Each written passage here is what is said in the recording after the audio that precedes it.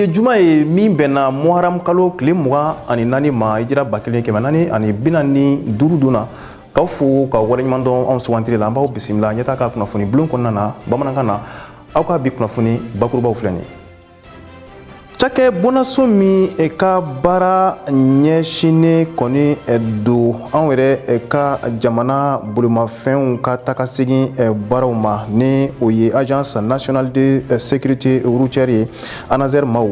u ka min kɔni ye laseli dɔ la u y'a yira k'a fɔ ko san 2022 kɔni kɔnɔna na min ye sirabakan kasaraw ye k'o kɛra sababu ye ka mɔgɔ 684 bɔnɛ u ni na. Maa banata u taara jɔ fo mɔgɔ 8,297 la. An ka jamana marabaaw ye sariya sen min ta ka ɲɛsin Mali dugujukɔrɔ nafolow ma u bɛna kɛ sababu ye min nafa bɛna se maliyɛn bɛɛ lajɛlen kɔni ma o hukumu de kɔnɔna na min ye Honorable Abubakar Sidiki fɔnba ye n'ale ye CNT wasaden ye an ka maaw sera ma ka se ka a ɲininka nin ko yɛrɛ kisa la. An ka jamana kɔfɛ kunnafoniw na kɛrɛnkɛrɛnnenya la Niger jamana maaw ko u kɔni ye marabolo kura sigi ni o ye gouvernement ye a yirala k'a fɔ maa 21 o de bɛ marabolo kura in kɔni kɔnɔna na.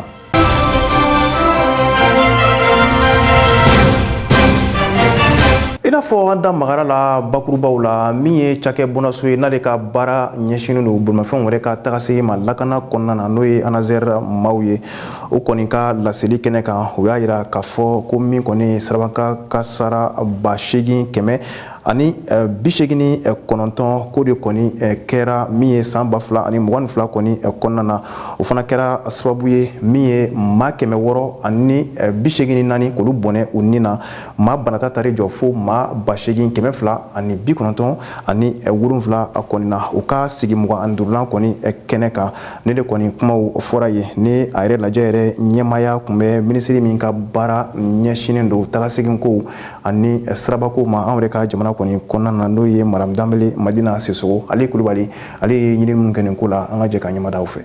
Ni ɲɔgɔnyaba min bɛ yen ni a welela ko 25e session ordinaire du conseil d'administration de l'agence nationale de la sécurité routière n'o ko ANASER a jirala k'a fɔ a tɛmɛna wa yɔrɔ min de la o de ye minisiriso min ka baara ɲɛsin bɛ sirabaw ani mobilibaw ka ko ɲɛnabɔli kɔni ma ni a ɲɛmaaya kun bi fɛn min ye o minisiri min ye Madame Dambele Madina Sisoko kɔni bolo o de hukumu kɔnɔ a jirala k'a fɔ ni ye jateminɛ kɛ ani baara nu a ɲɛma ya kun be o minisiri bolo nka min ye ANASER yɛrɛ ma ɲɛma n'u ye Ousmane Maïga a jirala k'a fɔ fo ka taa se o ka baarakɛla yɔrɔ kɔni ma ninnu bɛɛ lajɛlen kɔni kun bi ni kɛnɛ kɔni kan a jirala k'a fɔ baara nu u bɛɛ lajɛlen kɔni sinna min de ma o de ye ka ɲɛsin fɛn ye san 2023 a kalo wɔɔrɔ fɔlɔ baara minnu be ni olu kɔni kɛla o ka fɔcogo la o y'a jira k'a fɔ o kun ye baara minnu kɔni nu don k'a fɔ ko o na o bɔrɔ kɔni kɛ o kɔnɔna na ko o kun bi t'i jɔ fɛn ye baara 44 bɔɲɔgɔnko kɔni de la o ka fɔcogo la u sela ka min kɔni kɛ k'a ban pewu ko o ye baara 20 bɔɲɔgɔnko kɔni de ye kɛmɛ sigila o bɛ taa 45 nkɔrɔ 45 bɔɲɔgɔnko kɔni de la o minnu bɛ yen ni u bɛ ka waliya hali sisan ni caman kɛla o la o fana ye baara 19 bɔɲɔgɔnko ye kɛmɛ sigila 43 o kɛla o la o minnu bɛ yen sisan ni baara kɔni o ma daminɛ fiyewu fɔlɔ o ye baara 5 bɔɲɔgɔnko kɔni de ye o kɛmɛ sigila sa o bɛ taa 11 nkɔrɔ 36 bɔɲɔgɔnko kɔni de la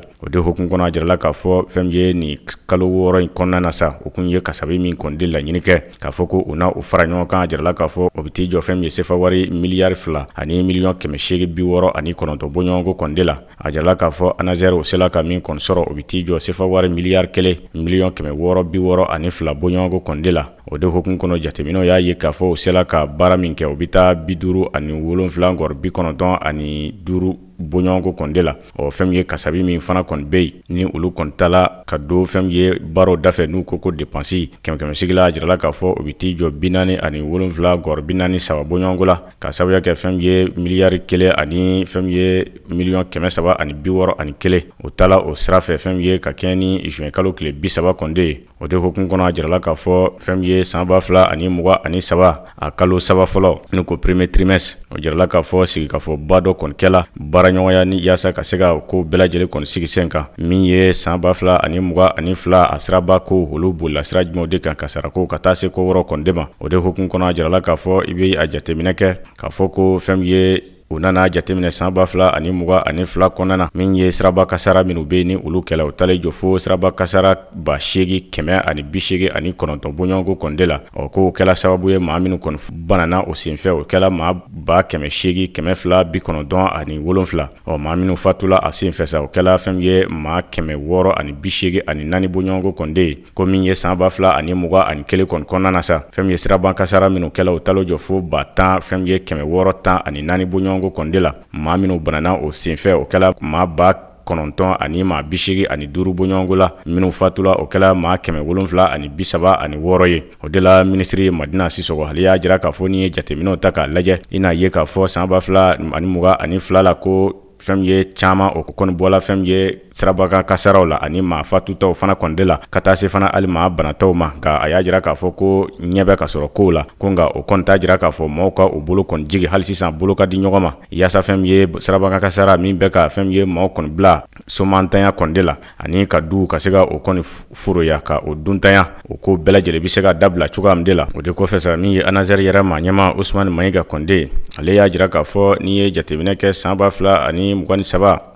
kalo 6 laban a y'a jira k'a fɔ o bɛna o sɔni sigi minnu de kan kosɛbɛ o de lakana a bɛ se ka sabati cogoya min de la ni o ye o bɛ minnu wele ko transport professionnel olu ka se ka o lakana kɔni kɔlɔsi o de la a y'a jira k'a fɔ o bɛna don kɛrɛnkɛrɛnlen kɔni de ta ka o don kɛrɛnkɛrɛn ka commencer kɔni kɛ ko la sécurisation du transport professionnel notamment de la transport public et des voyageurs o de ka se ka a don kuma kɛ ka fɛn ye siraba mobilibaw ka se o lakana ko o kɔni sabati ani kɛrɛnkɛrɛnna maa minnu bɛ ni o bɛ woyasiw kɔni kɛ a kɔnɔna na olu fana ka se ka ni lakisi cogoya min de la a y'a jira k'a fɔ o baaraw olu bɛna bila sen kan o de hukumu kɔnɔ fɛn ye Mayiga a y'a jira fana k'a fɔ baara dɔ fana bɛ yen min bɛna bila sen kan o bɛ min wele ko code de la route min bɛ yen n'u ye sariya siraba boli sariya min bɛ yen ni o kɛn bɛ ka o yɛlɛmaba kɔni don a kɔnɔna na ni olu kɔni sela ka bila sen kan a jirala k'a fɔ nin wulikajɔ kɔni fɛ o ɲɛfɔli bɛna kɛ o bɛ kɛ sababu kɔni ye fɛn min ye mobilibaw ka boli kojugu ka dɔ bɔ o kɔni na ka taa se sira yɛrɛ kan ka se ka fɛn ye jateminɛna fɛn dɔw bɛ yen subahana mansinw k'o bila sen kan mobili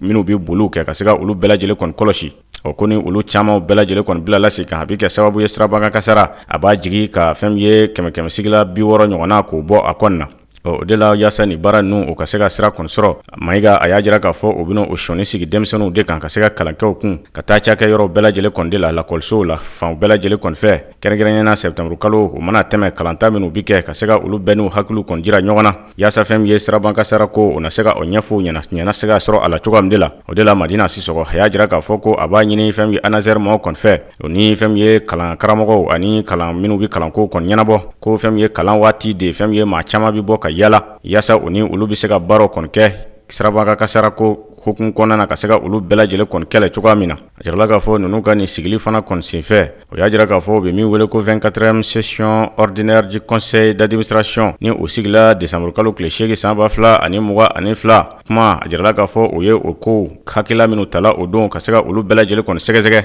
hali sisan fana o laɲini minnu fana kɔni kɛla a don kelen fana kɔni na ka se ka olu fana kɔni sɛgɛsɛgɛ cogoya min na san 2023 fɛn ye a kalo 6 fɔlɔ ka jateminɛ kɛ olu bɛɛ lajɛlen kɔni de la a nafolo ko a siraban kasara ko fo kana fori juin kalo tile 30 kɔnɔna na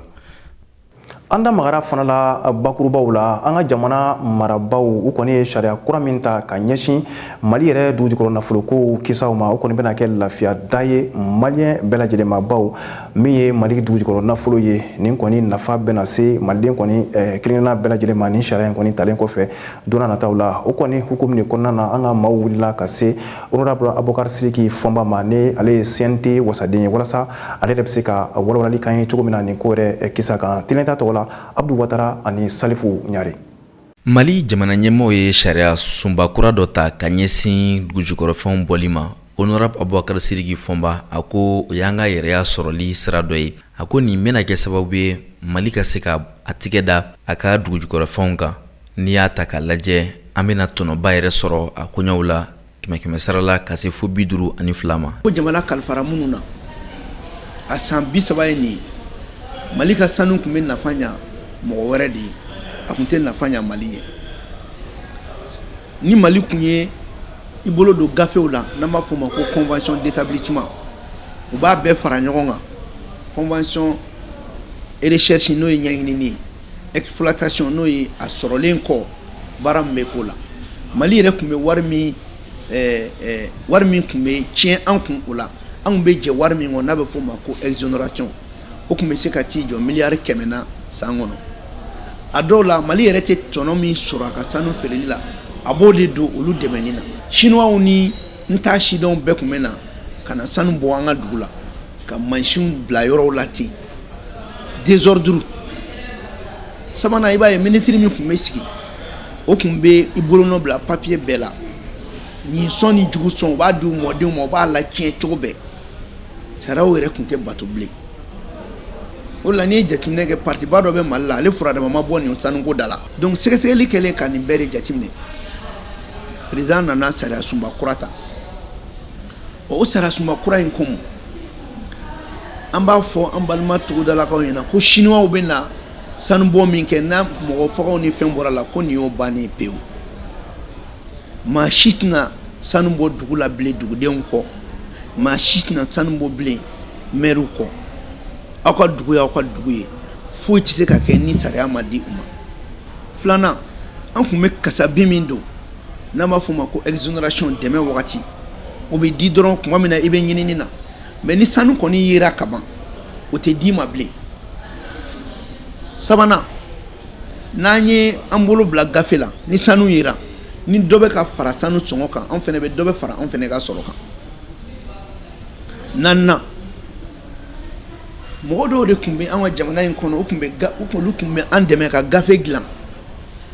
mais ni gafe banna u bɛ jamana janfa ka taa don société wɛrɛ kɔnɔ walasa ka jamana tɔ fili an ko mɔgɔ ye nin gafe dilan n'i minɛna fɔlɔ ka hali kibaruya di mɔgɔ ma i bɛ ɲangi wa hali n'i bɔra baara la i bɛ san 4 kɛ ka sɔrɔ i ni nin société ma baara kɛ polisi dɔw fɛnɛ sigilen bɛ président yɛrɛ nakakɔrɔ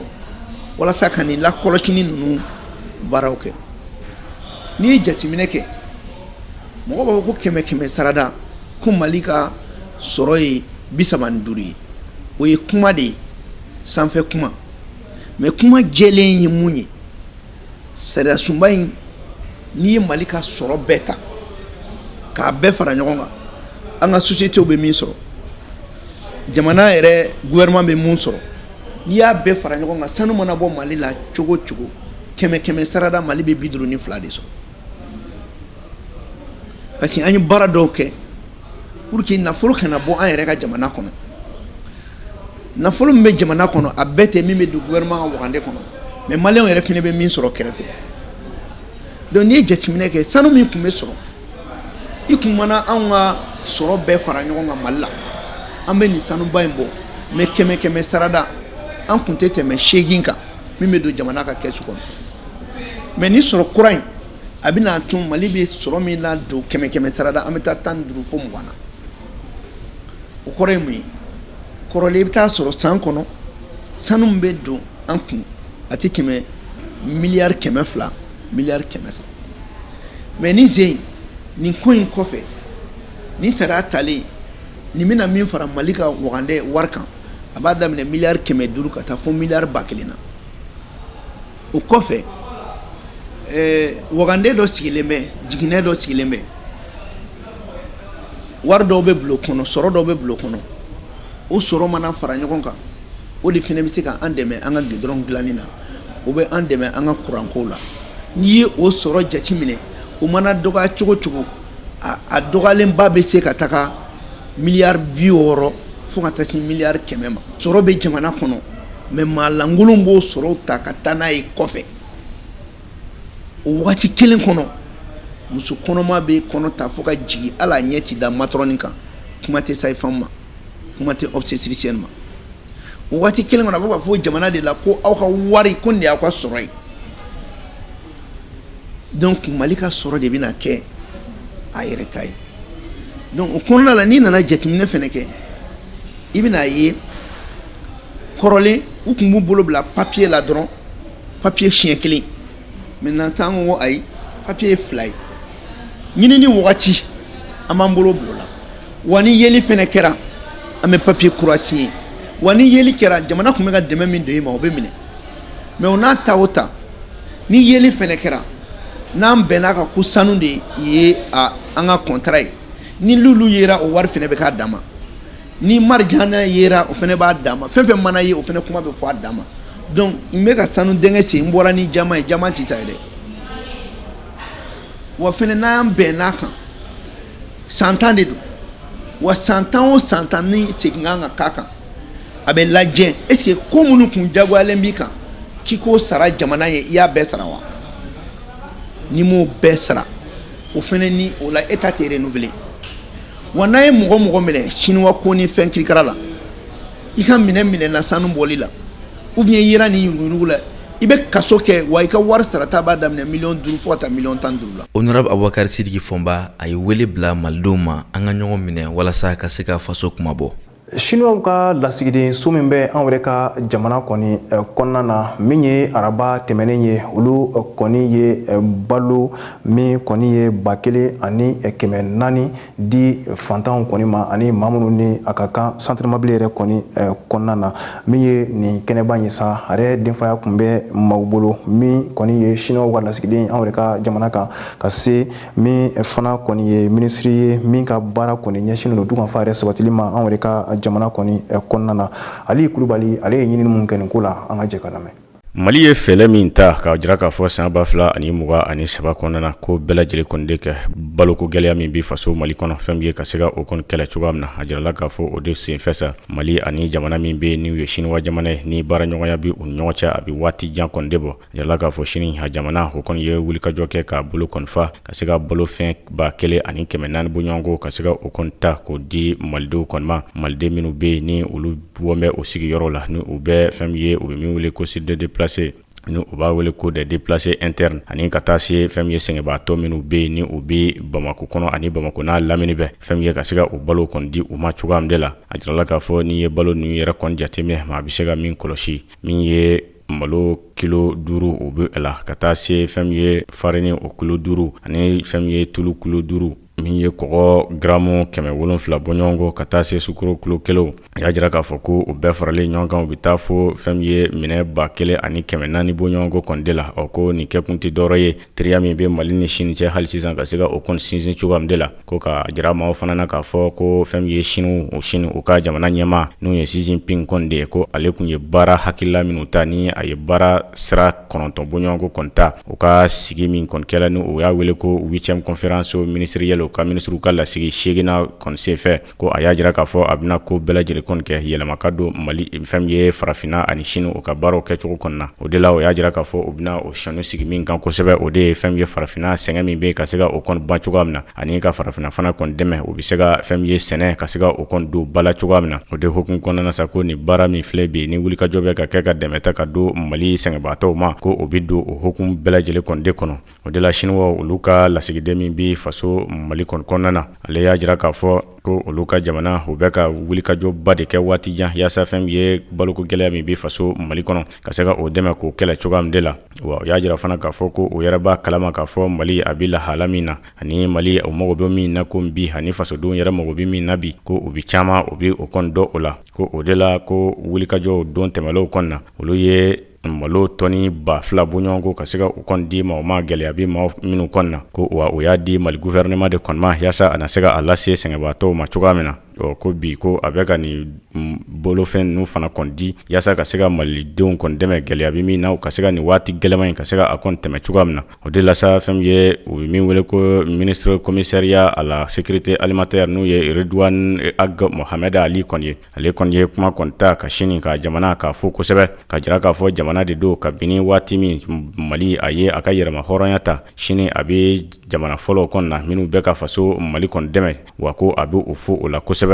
ko u filɛ ka dɛmɛ min kɛ ko nin b'a jira hali sisan baaraɲɔgɔnyaba min bɛ Mali ani Chine ni ɲɔgɔn cɛ nin b'a jira hali sisan u bɛ ka o baaraɲɔgɔnyaw ka se ka o kɔni sinsin o kun bɛ jɔyɔrɔ min na hali sisan u bɛ ka sinsin yaasa ka se ka faso Mali kɔni dɛmɛ cogoya min wa a y'a jira fana k'a fɔ ko nin balo minnu filɛ nin ye ni u nana nin waati in na ko a nana a na waati yɛrɛ kɔni de la ko ka sababuya kɛ hali sisan lakanabaliya kɛmɛ ka maaw kɔni sɛgɛn jamana kɔrɔnyanfan ani camajabolo yanfan kɔni de fɛ ko nin balo ninnu u bɛna kɛ sababu ye ka se ka maa caman kɔni ɲɛji kɔni cɛ maa min bɛ sa ni o ye balo sɔrɔ n'u ye Tedi Bari kɔni de ye ale ye Chine jamana kɔni fo kosɛbɛ u ka balo dili kɔni na ani jamana ɲɛmaaw bɛɛ lajɛlen minnu sen donna a la o kɔfɛ fana sa sini jamana ko o kon ye wuli ka jɔ kɔni kɛ ka baara dɔw kɔni bila sen kan ko k'a jira k'a fɔ u bɛna ko bɛɛ lajɛlen kɛ ka se ka Mali jamana k'a dɛmɛ sɛnɛ ta nasira kɔni de fɛ ko o de la u y'u ka fɛn min ye dɔnni lahutabaw minnu bɛ n'u bɛ sɛnɛ kɔni dɔn kosɛbɛ ka se ka u kɔni bila ka na faso Mali kɔni kɔnɔna na yaasa o ni Mali sɛnɛkɛla minnu bɛ yen ka taa se maa wɛrɛw ma minnu ka baara ɲɛsin bɛ sɛnɛko ma ka na kalanba kɛ u kɔni kunna a subahana mansinko ani a dɔnni kuraw bɛɛ lajɛlen kɔni kan yaasa fɛn min ye sɛnɛ a bɛ se ka ba sɔrɔ faso Mali kɔnɔ ani tɔgɔdaw bɛɛ lajɛlen kɔni na cogoya min de la wa y'a jira fana k'a fɔ ko don nataw fana kɔni de la u bɛna ko bɛɛ lajɛlen kɔni sigi sen kan komi ni a bɛ kɛ sababu kɔni de Mali ani sini sɛnɛ ta nasira k'o fɛ u ka koloso ɲɔgɔn na ka baaraw bɛɛ lajɛlen kɔni kɛ ɲɔgɔn fɛ yaasa fasodenw a fila bɛɛ lajɛlen na se k'a ka hɛrɛ kɔni sɔrɔ wa min ye commissariat à la sécurité alimentaire ko Mali kɛmɛ k'i sinsin kan ka ko bɛɛ lajɛlen fana kɔni de kɛ ka se ka fasodenw kɔni dɛmɛ cogoya min na ka bɔ gɛlɛya la ko ka sababuya kɛ maa 1,2 ani kɔri fila bɔɲɔgɔnko ko olu minnu bɛ ni gɛlɛya bi u kɔni kan faso Mali kɔnɔ fan bɛɛ lajɛlen fɛ maliyɛnmaw ko u bɛ ka ko bɛɛ lajɛlen kɔni de kɛ ka se ka balo kɔni ta ka ɲɛsin u ma ani k'u dɛmɛ ka bɔ gɛlɛya kɔni kɔnɔna na wa jirala k'a fɔ n'i y'a jateminɛ a maa tila bɛɛ bɛ jamana camancɛ bolo yan fan ani Gawo mara ani Mɛnɛka mara fana na. Lakanako kunkanko kibaruw la an ka wolomasiri tabaw ni olu ye GT1AD kɛlɛtigi maaw ye olu yɛrɛ ka munumunu salo senfɛ n'an ko ma ko patrouille o kɛra sababu ye ka tɛgɛ da camion 2 kan minnu yɛrɛ tun falen don moto minɛnw yɛrɛ kɔni na sominkɛlen don k'a fɔ ko a tun bɛ ka taa di bamaci wale yɛrɛ kɛbaw kɔni ma a yɛrɛ la k'a fɔ sa tɛgɛ kɔni dara ni mobili 2 ninnu kɔni kan kolongo yɛrɛ kɔni sugu da yɛrɛ kɔni na a yɛrɛ la k'a fɔ nin camion 2 kɔni dɔrɔdɔrɔ ka taa di gendarmerie maaw ma walasa ka sɛgɛsɛgɛliw boli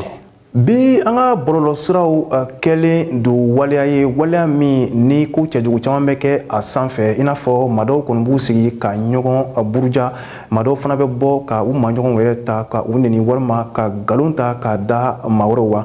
walima ka kolankolon kɔni caman kɛ a fɛ o de kɛra sababu ye min kɔni an yɛrɛ ka jamana sariyaso maaw ye u yɛrɛ kɔni wulila ka u jɔ walasa ka nin ko yɛrɛ kɔni ta bolo la ka se ka sɛnsɛn cogo min na walasa min kɔni ye bɔlɔlɔsira kan kasaraw ye o yɛrɛ bɛ se ka jɔ cogo min na an yɛrɛ ka jamana kɔni kɔnɔna na o de kama min kɔni ye procureur de la république ye n'o bɛ pôle national de lutte contre la cybercriminalité ale kɔni ye sɛgɛsɛgɛli dɔw dayɛlɛ maadow kama min bɛ nin ko ninnu yɛrɛ kun fɔ Ali Kulubali ale b'a ɲɛfɔ an ɲɛna. Mali kɔnɔna na nɛni jugu ka taa se kɛwale jugu minnu bɛ kɛ bɔlɔlɔ kɔnɔna na ni cakɛ yɔrɔ dɔ kɔni bilala o kɛlɛli la ni u y'a wele nanzarakan na ko pôle national de lutte contre la cybercriminalité o ma ɲɛma a jirala k'a fɔ a ye gafe dɔ kɔni kɛnɛmaya alamisa ni o bɛna o tɛ kalo tile 10 san 2023 kɔni de ma a y'a jira o gafe kɔni kɔnɔna na k'a jira k'a fɔ ko o ye lakɔlɔsili kɔni kɛ nin waati masina ninnu kɔnɔna fɛn min ye bɔlɔlɔ kɔni kan ko fɛn min ye kuma dɔw bɛ yen minnu bɛ ka tɛmɛ bɔlɔlɔ kɔni kan ni a bɛ ba wuli ka nati jamana kɔnɔ ani ka basigiya baliya k'o de nati jamana kɔnɔ ka jamanadenw ka se ka u hakili wasi ka u kɔni bila o la o de hukumu kɔnɔna na sa fɛn min ye procureur a y'a jira k'a fɔ kuma minnu bɛ yen ni u bɛ ka fɔ fɛn min ye bɔlɔlɔw kɔni sanfɛ a ma ko fɔlɔw kɔni fɛ ko kumaw don minnu bɛ se ka kɛ sababu kɔni ye ka jamanadenw k'u kun kari ɲɔgɔn na k'u bila ɲɔgɔn na ka se ka ɲɔgɔn kɔni buruja kosɛbɛ wa a ka gafe kɔnɔna na a y'a jira k'a fɔ o kɛwale min bɛ ka kɛ bɔlɔlɔw kɔni fɛ fasoden dɔw kɔni fɛ ko Mali ɲagali gafe n'u b'a wele ko code pénal o sariya sun 29 fu 56 ni a bilala sen kan décembre kalo tile 5 san 2019 ko o kɔni bi ni ko kɛwale ninnu ka se ka o kɔni kɛlɛ ni u b'a wele ko répression de la cybercriminalité ko a bɛ nin bɛɛ lajɛlen kɔni de kɛlɛ o de la sa fɛn ye procureur du pôle de lutte contre la cybercriminalité a kɔni y'a jira k'a fɔ ko u bɛna baara min kɔni bila sen kan sisan wa o y'o hakilila kɔni de ta o de ye ka se ka ko bɛɛ lajɛlen kɔni bila sen kan u bɛ min wele ko enquête judiciaire ka se ka wulikajɔ kɛ ka jateminɛw kɛ ka larawelew kɔni de kɛ min ye ka kiiri kɔni boloda lakɔlɔsili kiiriw ka se ka olu kɔni boloda ani lakɔlɔsili ɲiniliw ka se ka olu kɔni boloda yaasa fɛn min ye ka tɛgɛ da maaw kan maa minnu bɛ yen minnu bɛ ka nin baara in kɛ ani maa minnu fana faralen don ɲɔgɔn kan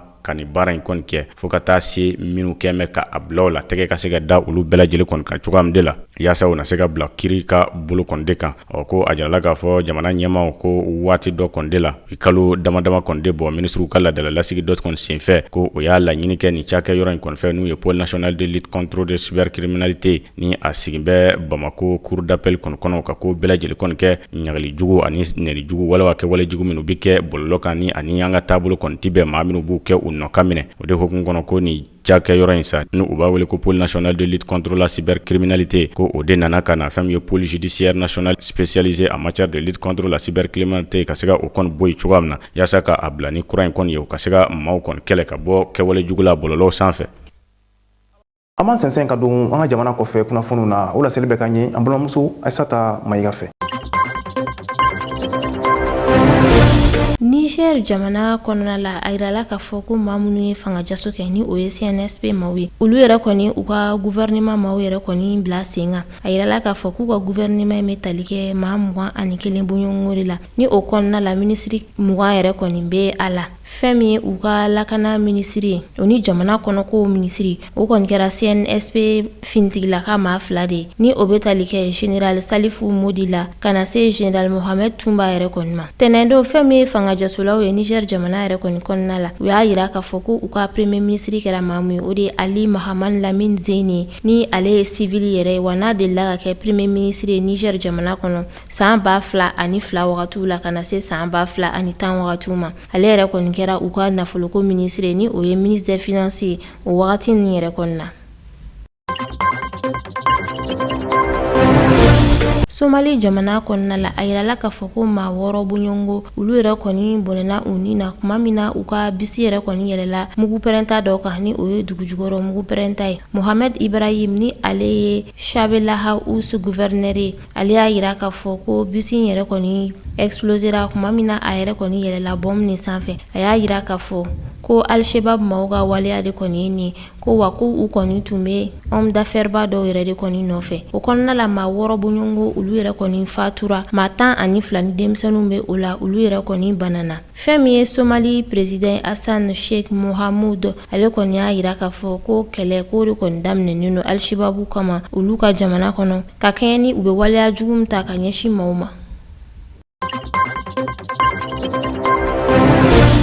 Ethiopie jamana kɔnɔna la a yirala k'a fɔ u ka gouvernement maaw fɛ k'u ka jamana yɔrɔba 5 bɛ u kɔni ye olu yɛrɛ kɔni bɛɛ lajɛlen minɛ ka bɔ yɛrɛ lakanakuluw bolo u b'a fɔ minnu ma ko milice locale tile caman kɛlɛ yɛrɛ kɔni kɔfɛ milice ninnu ni finitigilakaw yɛrɛ kɔni ni ɲɔgɔn cɛ o de la Ethiopie maa ɲɛmaw u y'a yira k'a fɔ ko u ka jamana duguba 6 o de kɔni bɔra bandiniw yɛrɛ kɔni bolo ni o bɛ tali kɛ Bahir Dar la Lalibela Gondar Shewa Robit Debre Berhan fo ka taa se Debre Marcos yɛrɛ kɔni ma wa ni yɔrɔ kofɔlen ninnu na couvre-feu kɔni bilala a bɛɛ lajɛlen kɔnɔ nin wagati in na ɲɛfɔli ma kɛ maaw ye fɔlɔ k'a dɔn kɛlɛkɛla hakɛ min yɛrɛ kɔni sara nka kɛnɛya tigilama 2 ni o bɛ Bahir Dar ani Gondar kɔnɔna la olu y'a yira k'a fɔ ko civil caman banana ko wa ko civil caman yɛrɛ kɔni bɔnɛna a nin na.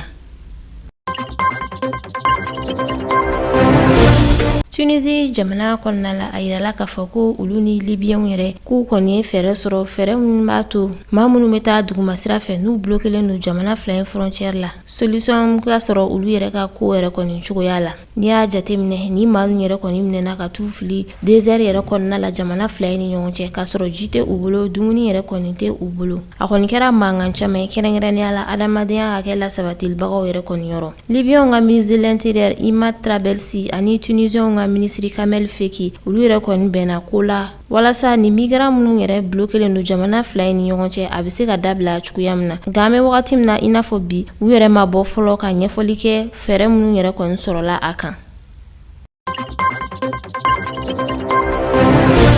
Ni ne bɛ dansigi aw ka bi kunnafoni walawalali kɛnɛ kan ɲɛmɔgɔso ye min fara ɲɔgɔn kan an ka se ka laseli ka uyama filɛbaga mandu fo sanga ni wagati Mali kɔnɔ ani Mali kɔ kan bi an ka foli bɛ kɛrɛnkɛrɛn ka taa Bamakɔ kin 5nan ni o ye Bamakɔ commune 5 a kin min bɛ yen n'o ye Kalabankura Jalobugu ye ko Kalabankura Jalobugu ka bɛɛ lajɛlen ni sun ni waati na aw kan bɛ waati wɛrɛ ni Ala sɔnna ma.